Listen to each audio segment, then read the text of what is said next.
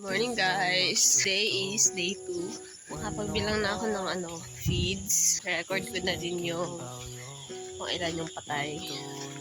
Tatanggal sila ng papel today. Recording guys, it should be done. Record ng mortality, tapos feed consumed every 4 p.m. Tapos every 7 a.m.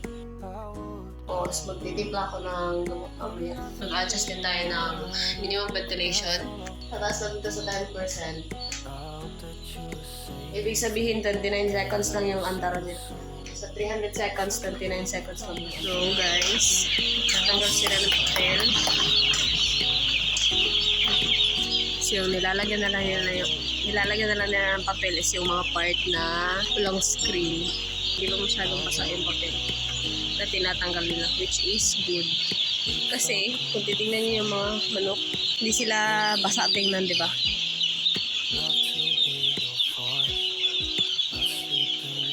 Tapos sila magtanggal ng papel guys. Saka naman ako magbababa ng 1 degree sa thermostat namin from 37 to 36.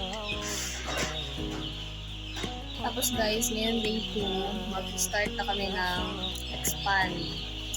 Na-expand sila ng ilang to yan? 1, 2, 3, 4. 4 na feeder dito sa likod. Tapos dun sa harap is 6. Tapos yung cortina dyan sa likod guys, bababa yung konti. Konti lang.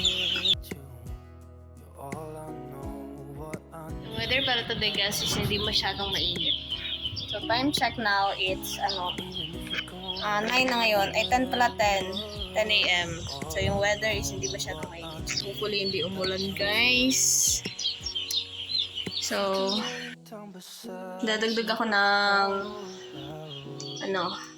5% sa minimum ventilation. So magiging na yan guys, 15%. Time check, it's 11:31. So mag-a-add tayo ng 5%. So bali 20% na yung minimum ventilation. Ngayon, tapos medyo ganun pa rin yung panahon pero hindi na siya ganun ka-gloomy. 1 minute na yung under ng minimum ventilation ng fans. Yung cortina dito sa likod, yung trapal, binaba namin ng konti lang. As for the inlet curtain mismo guys, hindi pa kami nagbaba. Nakasara pa rin siya. Tapos yung cortina dun sa harap, yung trapal din, hindi namin yan binababa. Tapos yung naging room temp sa loob guys is, yung room temp ngayon is 34.6. Pero note na hindi masyadong mainit ngayon ha. Time check, it's 1 p.m. Tinapalan nila Kuya Ryan yung mga medyo basa-basa na papel. And papansin nyo guys sa loob, diba? Okay naman yung mga manok. Meron naman silang mga activities.